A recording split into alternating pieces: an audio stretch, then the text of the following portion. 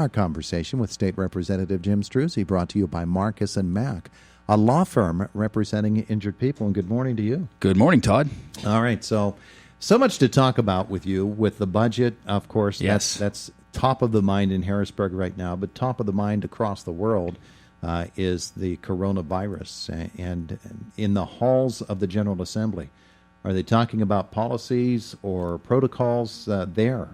Most of it is the same thing that you hear on the news media, which is basic cleanliness type things for any cold or flu season. Wash your hands, avoid close proximity if someone's sick, just general common sense type things. Yeah, nothing legislative coming down, though. And nothing that I'm aware of, no. Okay, all right. So let's talk about things that you are talking about in Harrisburg. You've been sitting in through these hearings now, yes, and meeting with representatives from all kinds of different sectors of Pennsylvania government, state system of higher education yes, being one of them. Tell me about the budget hearings. How have they gone for you? Have they been what you expected?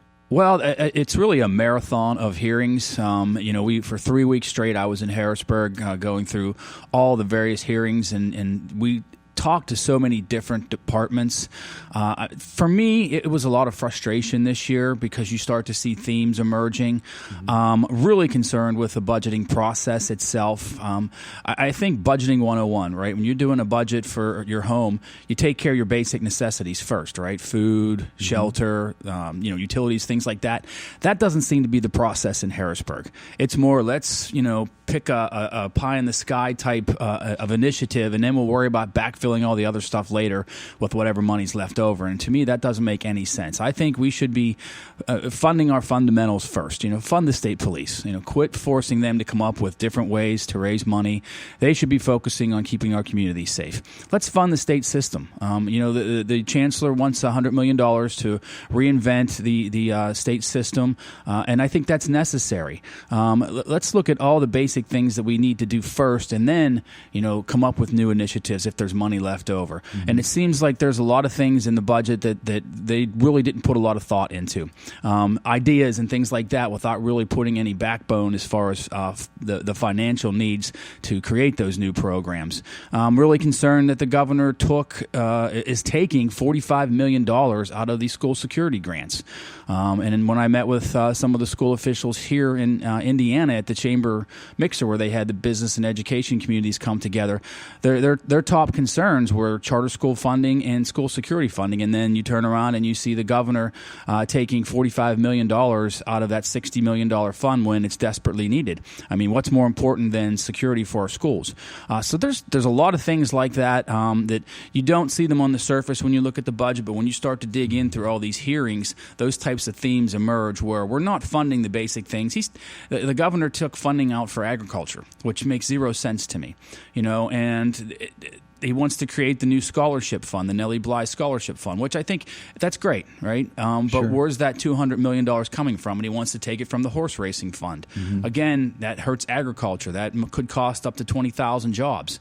So it's all those types of things, and I think I equated it to the shell game. Let's just try different things and see where the money's going to come from. And that, to me, is not a solid budgeting process. Take me back to that school safety grants thing, because nobody understands why that approach is being taken from the governor's chair. What's going on with that? They didn't have an answer, which is even more frustrating. It's $60 million, and we just those grants were just announced a week or two ago, and he's taking it down to $15 million. And I see no rhyme or reason for that one. It's something that's so fundamentally important to our communities and our schools. So we have the governor's budget proposal, and then the legislature takes that budget proposal, looks at it.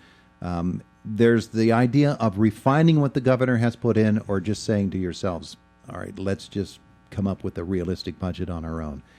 Are you leaning one way or the other in the legislature right now? Are you saying, okay, let's see what the governor has and work with it, or we don't really find sense in what the governor is proposing, so this is what we're coming up with? Well, we'll digest some of the information that we learned over the 3 weeks of hearings, and the Senate will do the same. And then we will go line by line through the budget, put back the things that he's taking out. I'm hoping that we put back the school safety grants. I know we're going to put the agriculture back, and all those types of things. And then we'll see where we are. Our goal is ultimately always to have a balanced budget where revenues meet expenditures. Mm-hmm. The governor came in with his budget already nearly $2 billion over. So the ball is in our court, and being fiscally constrained and conservative as we are, we're going to do it the right way. We're going to fund those basic programs first, and then if there's money left, then we'll talk about new initiatives and things like that. But I think the basic functions of government have to be funded first. Those budget discussions and where they will ultimately lead in terms of a spending package this year just overwhelm the overall agenda for the first half of the year. They certainly do. And so topics such as property taxes, while they are a priority for every legislator, they talk about them going in. Yeah. They have to be put on a back burner while the budget is being constructed. Well, they do, Todd, but I think the good news is so many of us in Harrisburg have been asking for something related to the elimination of school property taxes that I think the House leadership is finally hearing us, and we have been promised that we will do something this spring related to legislation for property tax reform. So I think that's really good news for the people of Indiana County who have been struggling with property taxes for a number of years, and I myself have been advocating for something to happen in Harrisburg for my 15 months in office now, and I do think we're going to see something move forward here this spring. That's interesting because that's before a budget is finalized. That those sorts of things. Right. Well, not everybody works on the budget. That's our appropriations committee. Mm-hmm. We're going to work mainly on the budget with the governor's office, with the Senate leadership. There's different committees for different education, transportation, all those different things. They're going to continue to work on bills that relate to those different subjects. So I think we will see some things move forward. I'm hoping that I've been told that they will. The Senate is going to take up the emergency responder, the volunteer firefighter bills that we pushed last year. Mm-hmm. So I'm hoping we see those move forward into law and can give some relief to our first responders. So I think you'll still see a lot of things happen moving forward in conjunction with the budget being discussed and reformatted. I'm tempted to just throw out some of the big topics that we've been discussing recently, like Reggie. But when I ask you, if someone were to ask you, what are the things that you are most concerned with now in Harrisburg? What would those topics be? Well, Reggie is definitely a top concern because I know the impacts it's going to have here locally. The climate change discussion is part of that, but I think more importantly, what's it going to do to Indiana County and our areas that rely on fossil fuels for our economic base? When I asked the question in Harrisburg to the independent fiscal office, have you done any assessment on the economic impacts of this? And I was, quite frankly, startled when they said, no, we've never looked at the economic impacts of implementing Reggie. And I was dumbfounded. I'm like, how do you propose something like this without even understanding what the economic impacts are going to be, good or bad? And they had not even been asked by the governor's office to consider that. And that's their job. And so I was really, really concerned by that response. And I had the opportunity to interview the secretary of the Department of Environment and Protection. And I said, I understand you're doing what you're told. That's your job. You do what the governor tells you. But at what point do we look at the balance here? Is it the effects on the environment? How do they compare to the effects on our local economy, to effects on our small town communities, to the effects on our hardworking people who are in the fossil fuel industry? What's the balance here? Mm-hmm. I hear from both sides. I understand the importance of doing what's right for the environment, and we want to do that. But I do think the most important thing is a balance, and we certainly don't want to prematurely force our power plants to close. Yeah. We're talking millions and millions of dollars for Indiana County, and I can't allow that to happen. All right. We're talking with State Representative Jim Struzzi. Only a couple of minutes left. Yes.